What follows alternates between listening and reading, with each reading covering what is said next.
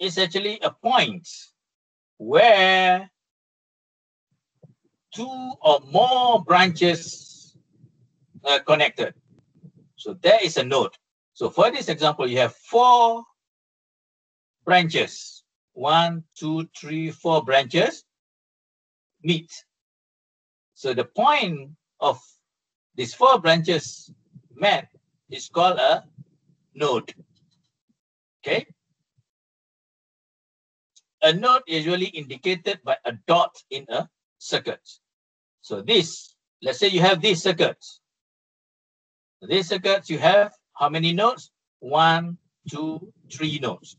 Because the first node, node A, you have 3 branches met. You have a battery, yeah, and 2 resistors met. Node B, you have 3 elements also, 3 branches also. You have the negative end of the battery. You have a resistor, 2 resistors met. No matter how long this line that you draw is still meeting at this point. And this is also a node where you have 2 resistors met. And this is also node A and node B. And this is what we call a super node. When in a node, you have a few elements which we treat them as a node.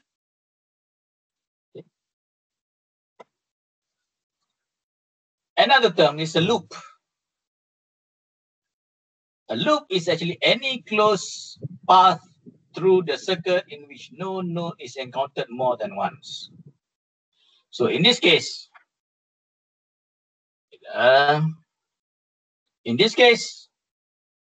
you have 3 loops. Loop 1, loop 2, and the outer loop. And this loop, you encounter nodes only one. So where we encounter this node only once, this node only one, this node only once. So loop 1. Loop 2 also the same thing. We encounter this node once, this node 1, this node 1. So this is loop 2. And loop 3 also the same thing. We encounter this node once, also once, this also once, this also once. Okay. So this is also a loop here, inside here. This you have 3 loops. This is one loop, this is another loop, and this is another loop. So we use loops. We utilize loops in our nodal, what we call it, loop analysis later. We also have a term of mesh. Mesh is a loop that does not contain other loops. So if you look at this loop, loop 1 is actually a mesh. Loop 2 is a mesh, but loop 3 is not a mesh. In this first diagram. In this second diagram here, this is a mesh. Mesh 1, mesh 2, mesh 3, and mesh 4. Mesh 4. You only have 4 meshes, but in terms of loops, you have a total of 15 loops.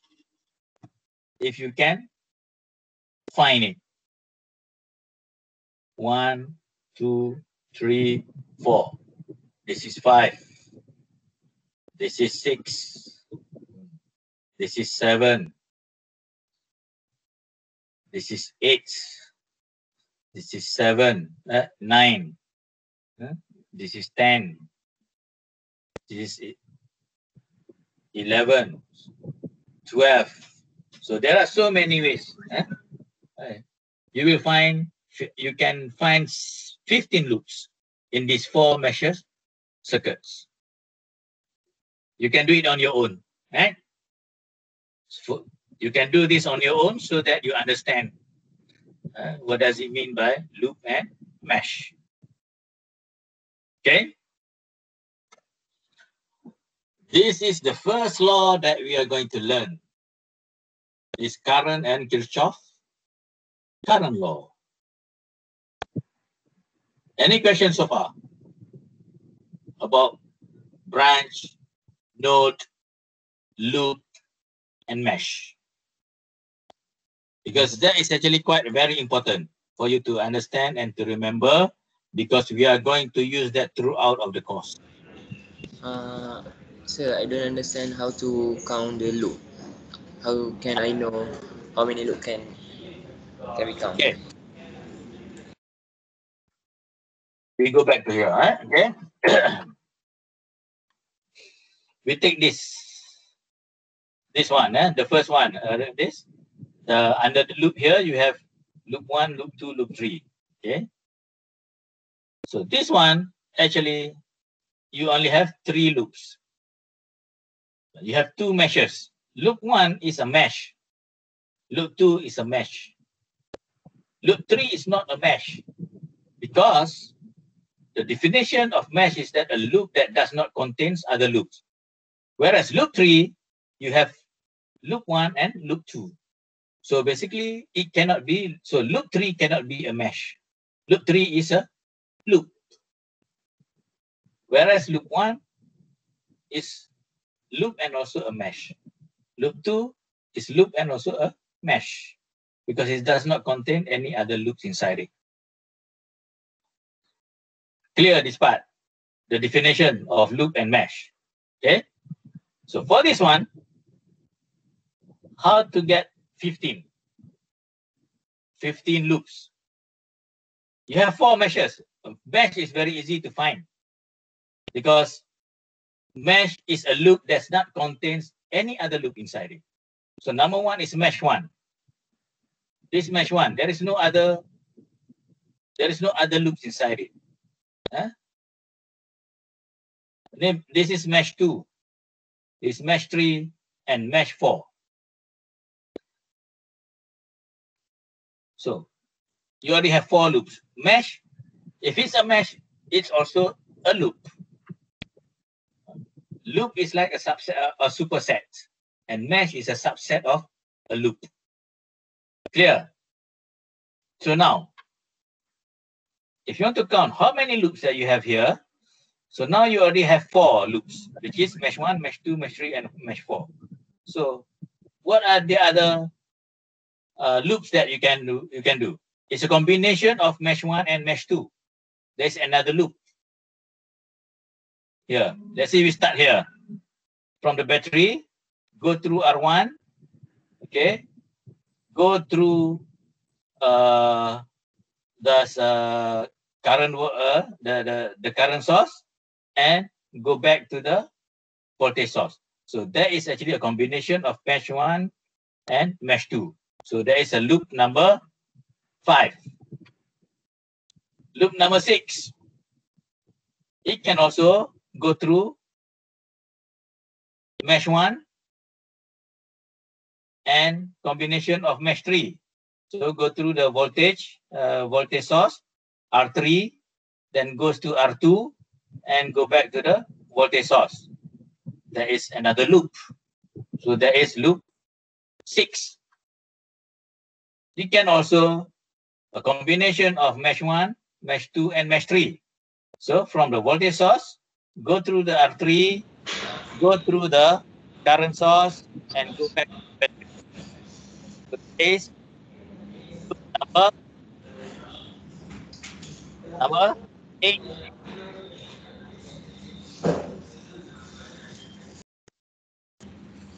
So loop number 7. No, loop number 7. Okay. And can also combination of mesh 1, mesh 3, and mesh 4. So you go to current source, voltage source, R3, R4, R5, and go back to voltage source. You can also go through, there's one loop. Another loop is VS, voltage source, R1, go through R4, R5, go back here. So you can do this as an exercise. Try to find the total is 15 loops. Can you do that on your own? Can, sir. Yes, sir. Okay. So when you do that, then you get Can, sir. you will get the understanding, the difference, how to find a loop. So now, current and Kirchhoff current law.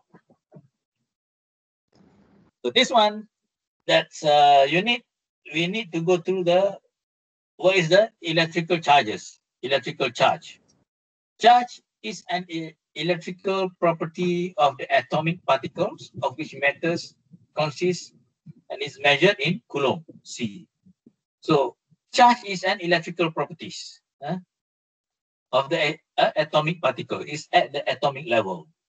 So the charge with the symbol E on one electron is negative and equal to the magnitude of 1.602 times 10 to the minus 19 Coulomb. So the charge is actually a negative because it's an electron. So you have the negative sign, which is called electronic charge. The charge that occur in nature integral multiples of the electronic charge. So that is the electrical charge. So you have to remember E is equal to 1.602 times 10 to the minus 19 Coulomb. So that is the value of a charge. It's a negative charge because it's an electron. So the current basically flows from positive to negative. Okay? Is the current flow from positive terminal to the negative terminal. Let's say this is a resistor. So this part is a positive, is negative. Electric current created due to the flow of electronic charge in a conductor. Let's say you have a conductor here. So the current in the conductor flows because of the electronic charge. So electric current. So electric current is defined as a time rate of change of charge passing through a predetermined area. So electric current, the symbol is I, is equal to the change in the electric charge over time, the change of time, or I is equal to dq over dt. That is the formula, or q over t. Q is actually delta q over delta t, or dq over dt. So it's actually the charge over time. The unit of current are called amperes, where 1 ampere is equal to 1 coulomb per second. So in order of a current to flow, there must exist a closed loop. So if there is no loop, the current will not flow. So this is a closed loop. This is a closed loop here. You have a battery, you have a element, so you have a closed loop from the positive terminal of the battery, goes through, goes out, and goes into the element, and comes out from the element and back to the battery. So this is a closed loop. If there is no closed loop, there is no current flow, right? So in order for current to flow, there must exist a closed loop. You have to remember that. So this is a closed loop, for example. You have a battery, 1.5 volt battery, then you have a light bulb. So the positive end of the battery is connected to the positive end of the light bulb, and the negative end of the battery is connected to the negative end of the light bulb. So the current flow from the positive end of the battery into the light bulb and out of the light bulb into the end of the battery. So that is the flow of the current. So the current I flowing from the battery to the light bulb is equal to the current flowing from the light bulb to the battery. So current going into the light bulb is equal to the current out from the light bulb to the battery. No current is lost around the closed circuit. This is the principle, is known as Kirchhoff current law, KCL. So that is the principle of KCL, Kirchhoff current law. The current flowing in is equal to the current flowing out from a node. That's what we are going to use later in doing our analysis.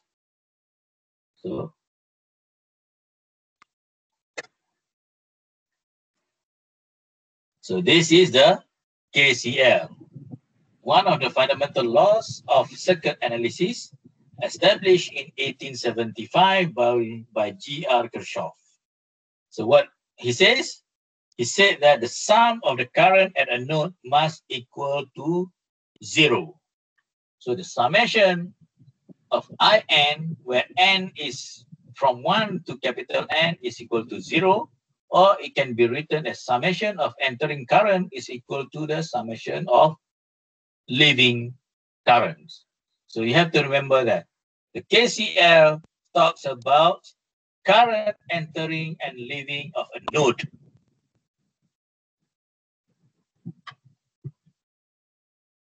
Example of Kirchhoff current law.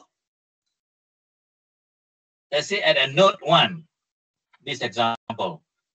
In this example, you have a battery connected to a parallel, to the 3 parallel light bulbs.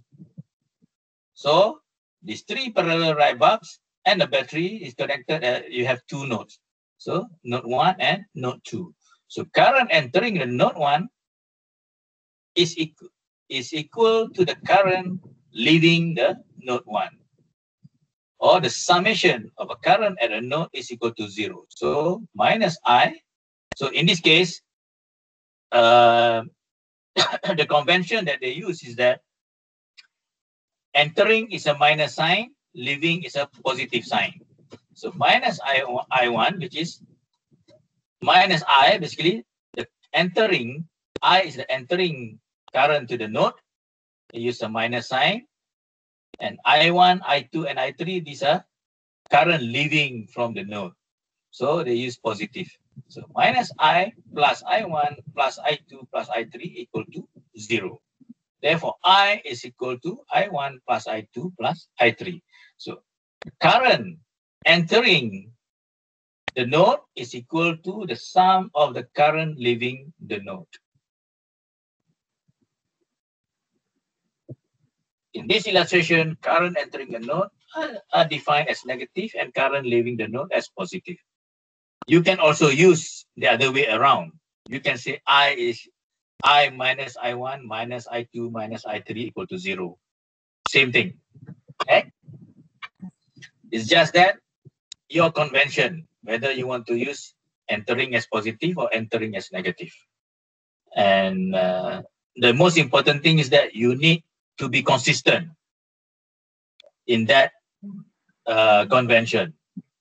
Don't mix it up. If you mix it up, then you make a mistake in your calculation.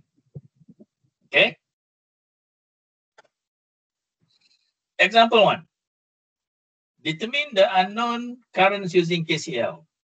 This is in your textbook, example 2.3. Let's say you are given these circuits. VS with 5 elements. So this one you have node A and node B. Known current, IS is 5 amps. I1 is 2 amps. I2 is minus 3 amps. I3 is 1.5 amps. So you are giving IS, I1, I2, and I3. You are not given the I0 and I4. So you have to find I0 and I4. So how do you do that? So you have to look at the node. At node 1 and at node B. So at node 1, you have I0, I1, and I2. All are leaving the node. So you can write I0 plus I1 plus I2 is equal to 0. So from here, you can find the I0.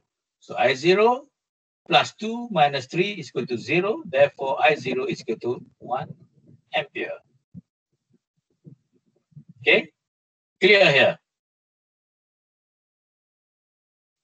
When the minus sign, it means that it goes the other way of the indicated arrow here. Right? For example, I2. I2 basically I2 is going in when the sign is minus. At node B, you have IS, I3, and I4. So IS is going into the node, I3 is leaving the node, I4 is leaving the node. So this one, it used the convention of leaving the node as negative. So IS is entering the node is positive, I3 is leaving the node is negative, I4 is leaving the node is negative. So IS minus I3 minus I4 equal to 0.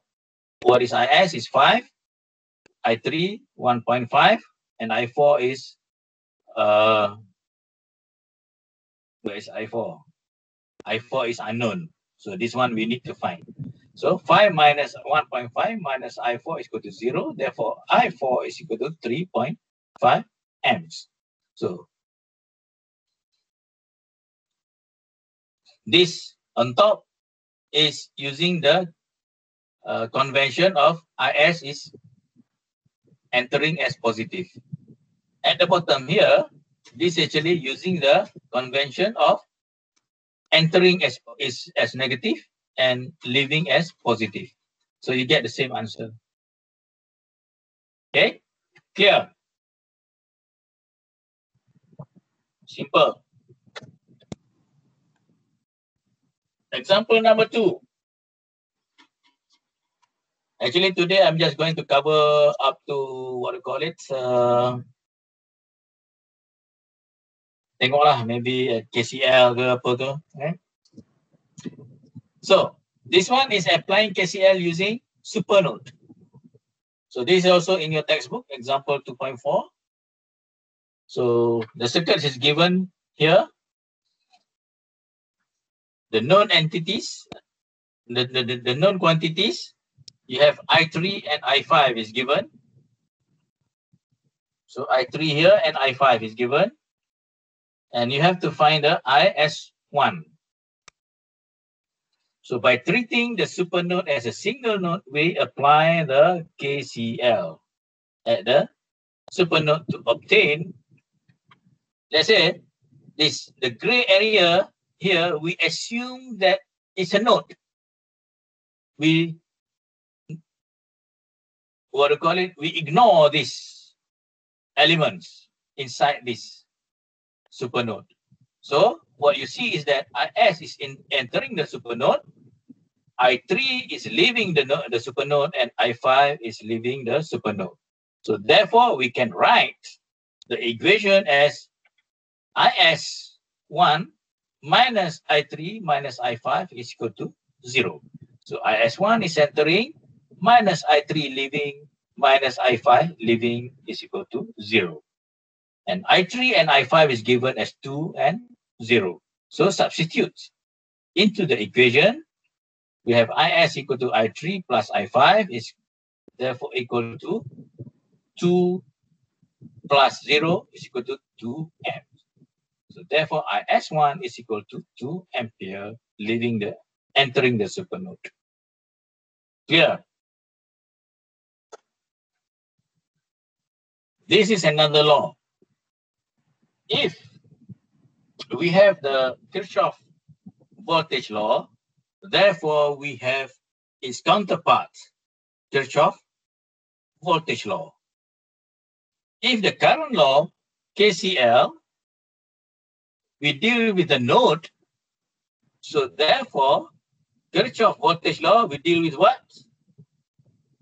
Remember, we learned about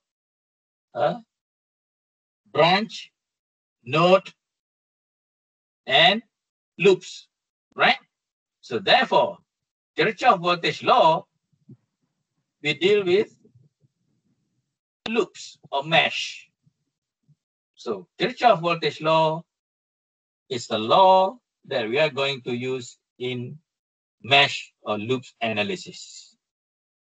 KCL for the nodal analysis, KVL for loop or mesh analysis.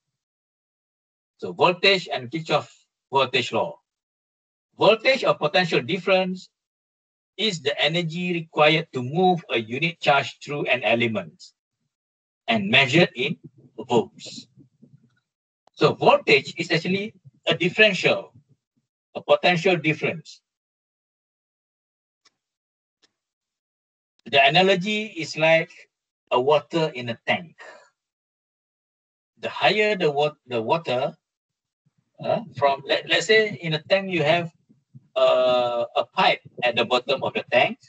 So the higher the level of the water with respect to the pipe, to the outlet, is actually the higher the potential.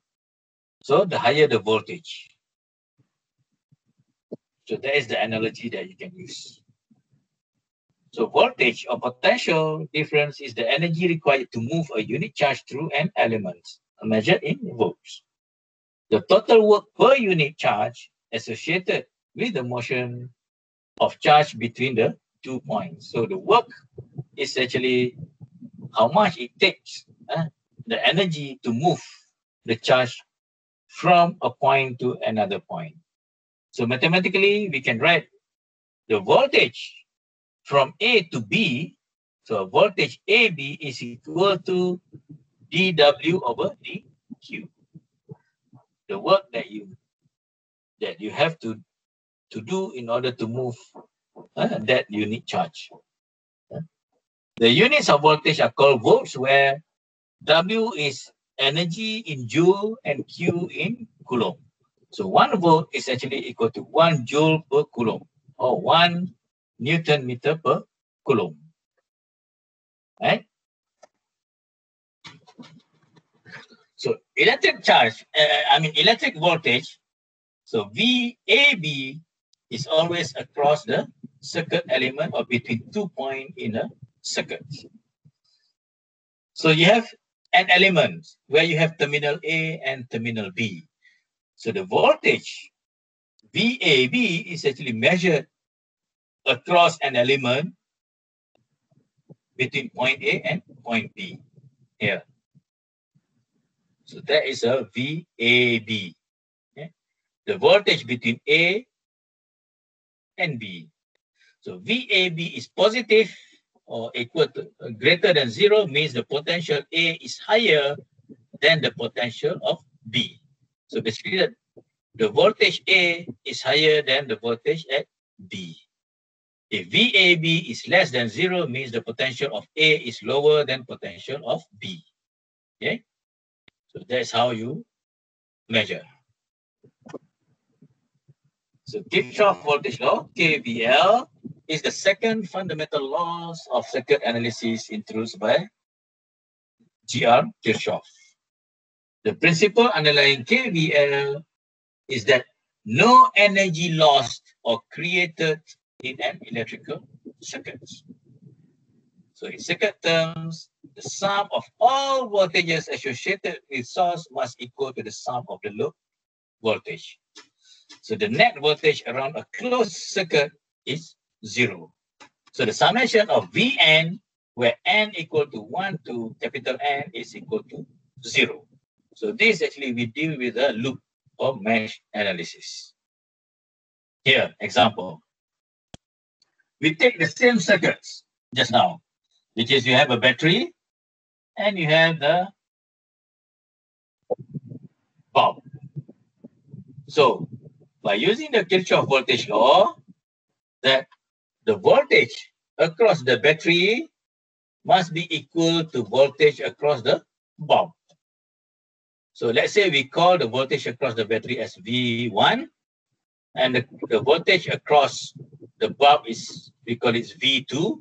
So therefore, V1 is equal to V2 because there is no other loss in that circuit. Okay?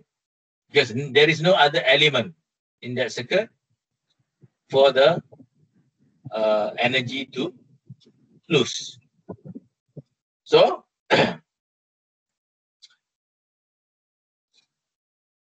where V2 is really the voltage across the terminal A and B is equal to VA minus VB. So in this case, VB is 0, VA is 1.5 volts because the voltage of the battery.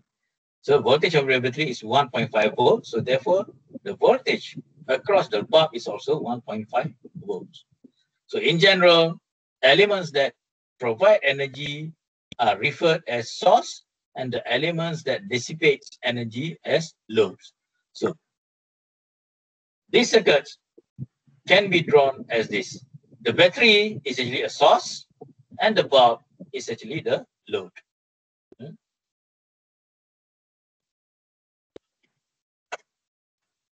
Example, we go through an example so that you can have a better understanding. Determine the unknown voltage V2 using KVL. We have a known voltage. Let's say these circuits, you have voltage source. We have V1, V2, and V3. Okay. So VS2, which is the voltage source, is 12 volts. V1 is 6 volt, and V3 is 1 volt. So we need to find the voltage across V2. Apply the KVL around the simple loop, we write. So basically, this is the loop. Okay. We go through the VS1 to V1, V2, and V3, and back to the VS2. So there is the closed loop. So let's say the convention is that the generating, the source, we use a positive sign, and the one that absorb or the energy is a negative sign. So we can write VS2 is a source, so it's positive. V1 is absorb the energy. We use a negative sign, so negative V1. Same thing with V2, minus V2. Same thing with V3, minus V3 is equal to 0. And we rearrange the equation. So V2 is equal to VS2 minus V1 minus V3. So what is VS1 is 12 volts minus V1 6 volt minus V3 1 volt. So 12 minus 6 minus 1 is equal to 5 volts. So V2 actually 5 volt. So the drop across V2 is 5 volts. Example number 4. We have these circuits. Remember the one that we use for supernode, example of a supernode. Let's say we have a known quantity of VS1 is 12 volt. VS2 is minus 4 volts. What does it mean by minus 4 volt? Basically that it means the positive sign is the other way around later. V2 is 2 volts. V3 is 6 volt, and V5 is 12 volts.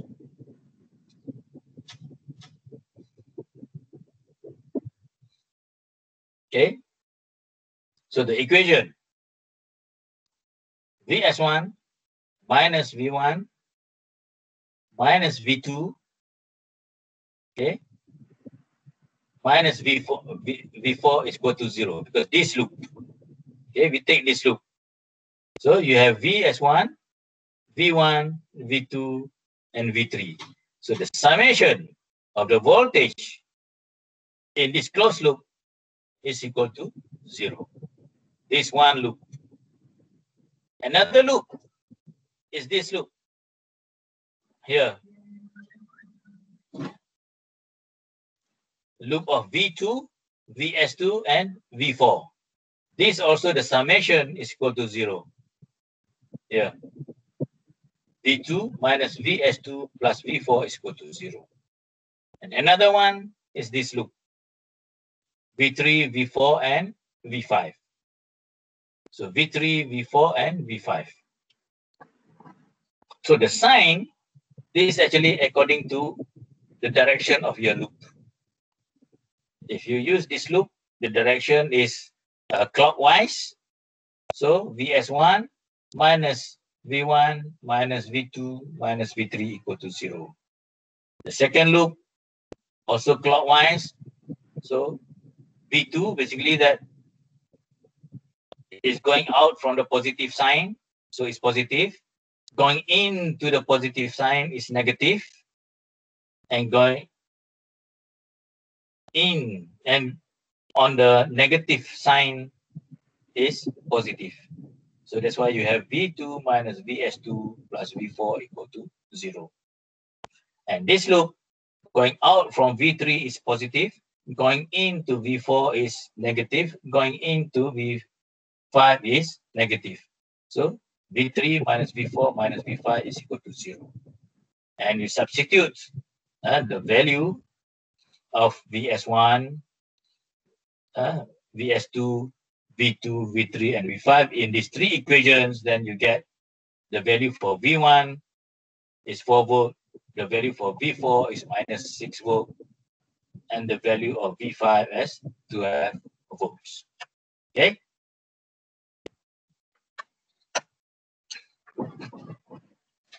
So that is the KCL. Another one is the electric power and sign convention. Power is generated by an active element or that dissipated or stored by a passive element is equal to the product of voltage across the element and the current flowing through it. So the equation is P equal to VI. The units of power is watts or joule per second. So that is the power. So you just remember power is equal to VI. So for example, the power across R1 here, actually that is equal to the voltage across R1 times the current flowing the R1. So that is the power. So this is passive sign convention. State that if current flows from a higher to a lower voltage, so plus to minus, the power is dissipated and will be positive quantity. So if the current is flowing to the positive terminal, okay, like this, then it's we call it power dissipated. So the sign is positive. And if the current is flowing out from the positive terminal, we call it generated. Or power dissipated is negative because it's actually generate the power. When the current flowing out from the positive terminal. So power generated or supplied always equal to power dissipated.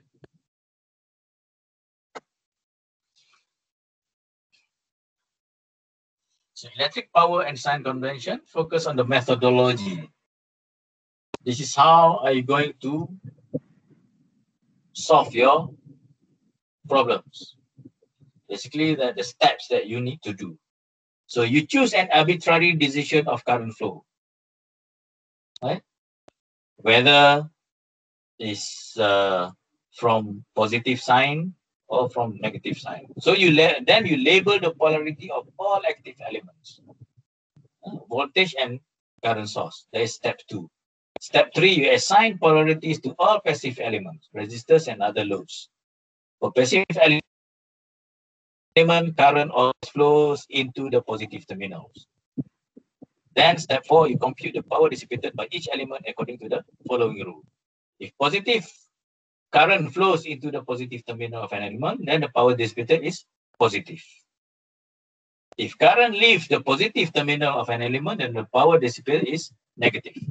So basically that you are following this. Is current flowing into the positive terminal, then power dissipated is positive. If the current flowing out from the positive terminal, then power dissipated is negative. So we follow this convention. Right? Example. This is applying the positive sign convention. This is usually in your Rizzoni textbook, example 2.8. Let's say you have these circuits. VB, a battery with a label of VB, which is 12 volts, and you have the load 1 and load 2. So first, you indicate your direction of the flow, this I, the current flow in the circuit. Then you put the sign across the battery and also your load. Then you do the calculation. Okay. So VB is equal to 12 volts. V1 is 8 volts. V2 is 4 volts. So I is equal to 0.1 amps.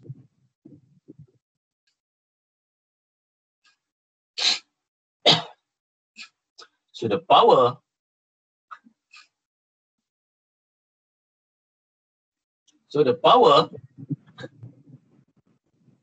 in the battery can be calculated using the P equal to VI. So power dissipated in this battery is negative because the current is flowing out from the positive sign. So actually it generates power. So the power dissipated in this battery is equal to minus the voltage across this battery times the current in the across through the battery. So what is the voltage? Here is 12 volt. So it's minus 12 volt times the current is 0.1 amps equal to minus 1.2 watts.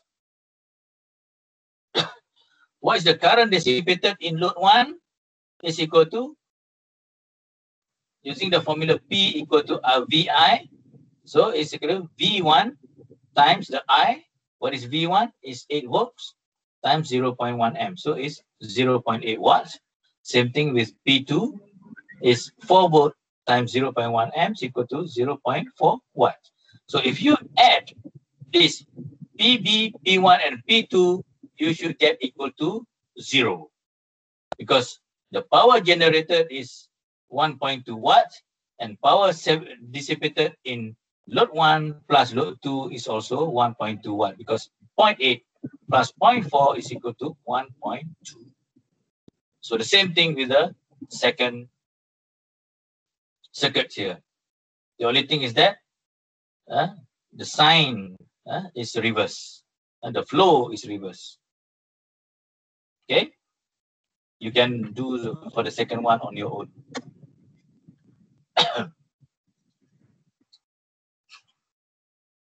This is another law, which is the Ohm's law. So V equal to IR, resistance and Ohm's law. An ideal resistor is a device that exhibits linear resistance properties according to Ohm's law. V equal to IR. So if you have the resistor here, basically that you have the voltage across the resistor and the current flowing through the resistor. So the voltage across the resistor can be calculated using the formula of the current through the resistor multiplied by the value of the resistance. Okay, so that's what it means. V equal to the Ohm's law. So which states that the voltage across a resistance is directly proportional to the current flowing through it. So if you plot the voltage and the current, IV, so the slope of this line is equal to 1 over R. But if you reverse, you put the V on the y-axis and I equal to the what do you call it, x-axis, then the slope is actually the resistance. Okay.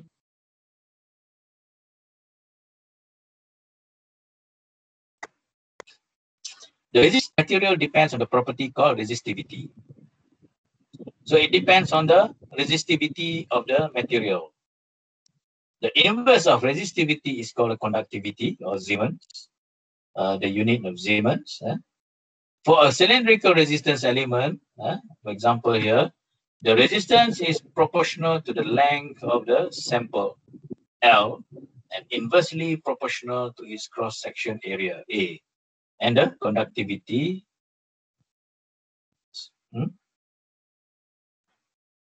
so this is the formula, right? Is the inverse proportion to the area. Basically, that you need to remember is V equal to IR for this course. The value of the resistance R is measured in units of ohms, where 1 ohm is equal to 1 volt per ampere. In addition to the resistance in ohm, the maximum allowable power dissipation or power rating is typically specified for commercial resistors. Exceeding this power rating leads to overheating. So basically that when you have a resistor with a certain power rating, and if is too much current flowing this resistor, it will result in your resistor to be very hot, overheating, and the resistor can burn, just like a fuse. So that's why at your house you have a fuse. Okay, if the current suddenly increase from the TNB line to your house, then this fuse will blow. Actually, to protect your house and to protect your equipment in the house from being damaged by the overcurrent. So that is actually an example of this usage of this, what we call it, a principle.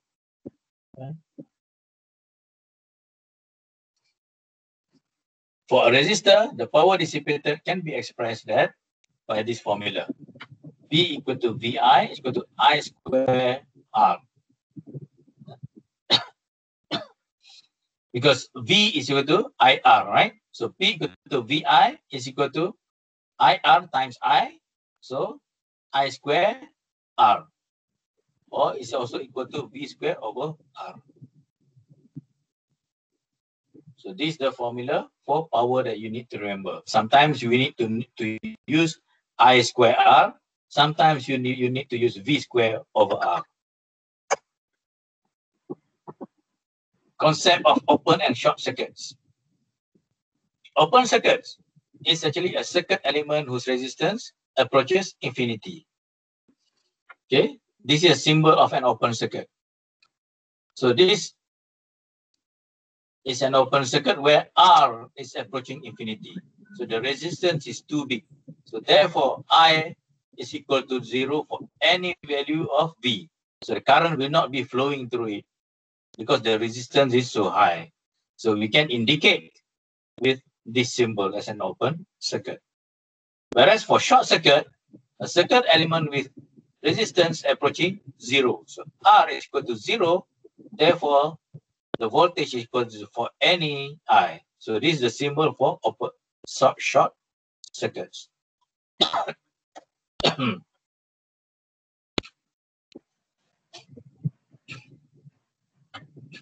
Series circuits.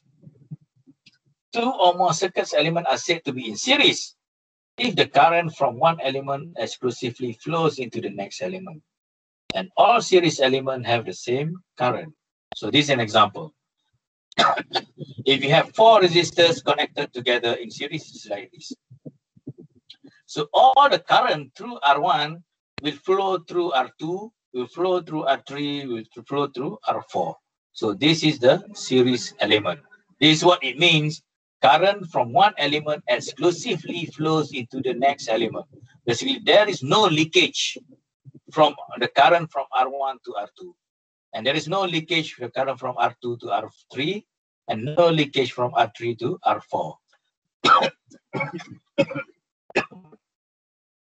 So the series resistors can be written in this equation. The R equivalent is equal to Rn, the summation of Rn, where n from 1 to capital N. So it's the summation of R1 plus R2 plus R3 plus Rn. So that is the R equivalent. This is a series pole resistor.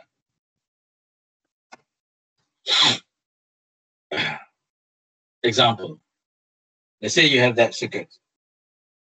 You have a battery and you have 3 resistors, R1, R2, R3. So this is actually, you have the resistors connected in series. First, find the equivalent resistance seen by the source.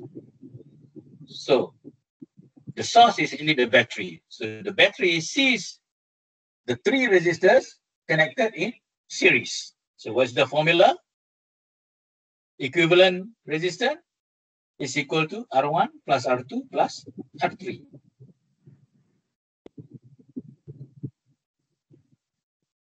So what is R1? Is 1 ohm, R2 is 3 ohm, R3 is 4 ohm. So 1 plus 3 plus 4 is equal to 8 ohms. What is the current? Current is V. Current is actually what? Ohm's law says that V equal to IR. So if you want to find the current, actually, I is equal to V over R. So what is the resistance just now? Is 8 ohm. So 24 by 8. 3. Yes. 3. And yes. C, calculate the voltage drop in each resistor. So that one is actually the current you know, and just now 3 amps. Yeah. Right? So you just calculate the voltage across R1 is actually V equal to I R1. The voltage drop across R2 is V equal to I R2. times R2. Okay? So you go through that. So this is actually 8 ohm. Okay? Here, V, I equal to V over R equivalent. So 8 3 amp. C. So this is the answer. So if you add all together, is equal to the current, the voltage of the battery. Yes. Then you can calculate the power Power. using the formula I square R. So this is the total. It's actually, you calculate across the source. And if you add all the P1, P2, and P3, you get the value the same as the power delivered by the source. So this is parallel circuits for the resistor. What does it mean by parallel? The elements share the same terminal. See, that is the terminal of R1, R2, R3 are connected together. All parallel elements have the same voltage. The No. voltage across 1 is equal to the voltage across R2, equal to voltage R3, equal to the voltage across R4. So therefore, the parallel resistance, the formula is that 1 over R equivalent equal to 1 over R1 plus 1 over R2 plus 1 No. over Rn. Yes. So this is the formula that you need to remember. Most students, they got confused later. Okay. These are all parallel resistors, but it can be drawn in so many ways just to confuse you. So as long as you know that they are connected, the terminals are connected together, you should be able to recognize that they are in parallel. For example, this one, A and B. Okay, this is terminal A, element A, this terminal B, so it's connected together. And this is also still connected together. Right? This end with this end is connected together. It's through here. Okay, so it's parallel. This is also parallel. Okay, because this connected together. This is also parallel because this connected together here. This is also the same. This end is connected together. This is also the same because this point and this point are the same. And this point and this point are the same. So these are all parallel connection.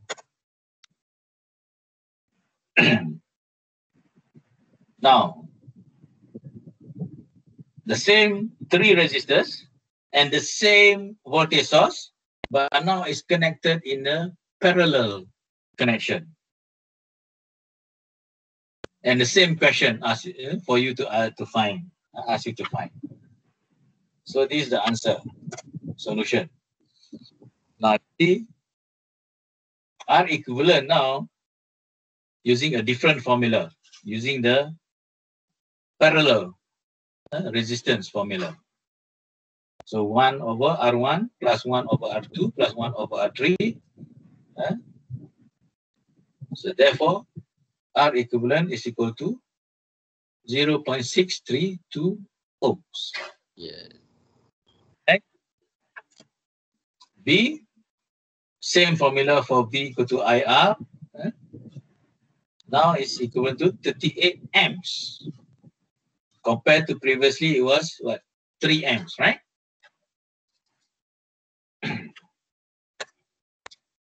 C, now you find the current through each resistors because the voltage across the resistors are the same as V in the parallel connection. So now, but the current is different. So you get 34, 6, and 8. So if you add all this, it's the same as the current supplied by the source.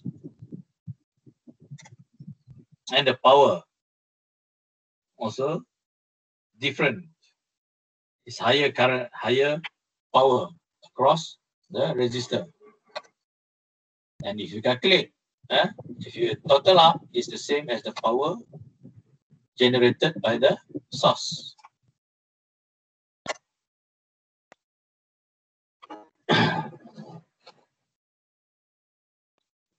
So this is actually Wheatstone bridge, consists of two series circuits that have connected in parallel with each other. So now you have a combination of resistors connected in series and parallel. Basically that R1 and R2 are in series, R3 and Rx are in series, but R1, R2 is actually in parallel with the R3, Rx. Okay. So the question is that for you to find the value of the voltage, VAB equal to VAD, actually across here, minus the voltage across here. In terms of 4 resistance and the source Vs. If R1 equal to R2 equal to R3 equal to 1 kilo ohm, and Vs equal to 12 volt, and VAB equal to 12 millivolt, what is the value of Rx? So this is actually example 8. Example 2.14 in Rizzoni, page 41. So from that circuit, you can redraw. Always redraw the circuit so that you can see it clearly. So that circuit just now we redraw to look like this. So we have Vs, the source, and we have R1 and R2 in series. R3 and Rx is in series, but the combination of R1 and R2 actually in parallel with the combination of R3 and Rx. And we have the point A here, the node A and node B, and the voltage of VAB is across these 2 points. So VAD is equal to the voltage across R2 over R1 plus R2 Vs. So actually you take this loop. Basically Vs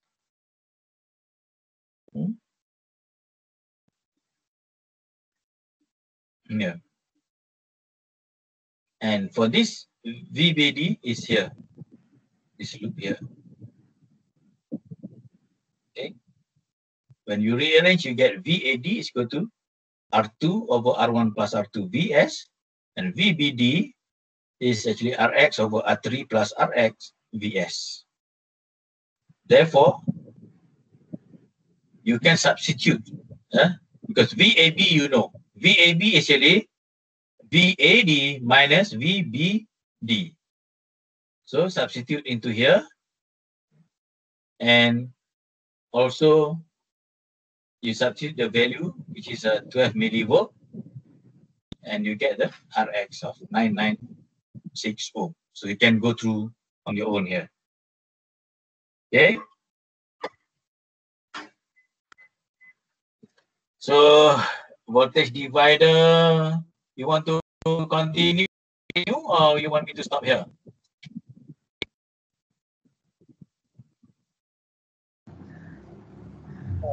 Stop.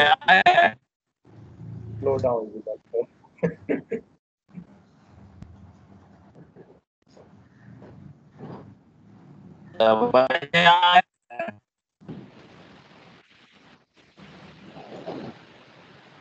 And tomorrow we continue voltage divider rule. Okay. Alright, sir. Alright, sir. So I'm going to stop what call it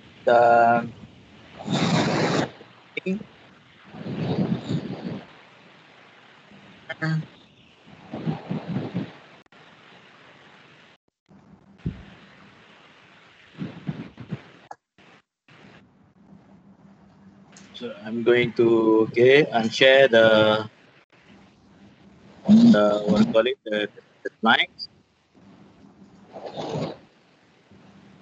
Now I have basically 19 students, so there are some yang tak attend lah.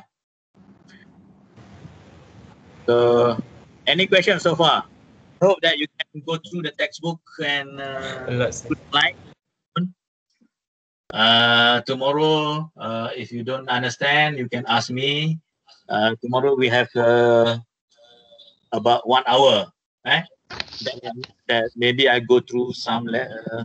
First, most probably that I go through your questions. Then after that, we continue with the lecture tomorrow. Right? And maybe anything that you are not clear today, you can ask me tomorrow for more clarification. Okay? Okay, sir. So, sir. Any questions? No, sir. No, sir. There is no question. I'm going to stop the recording, and this recording most probably that I will upload onto the YouTube for you to access anytime that you like, and also for students who did not attend this online lecture today, so that they can also be able to listen or to the lecture today. Okay, thank you. Thank you, sir. Thank you, sir. Thank you, sir. Thank you, sir. Thank you, sir.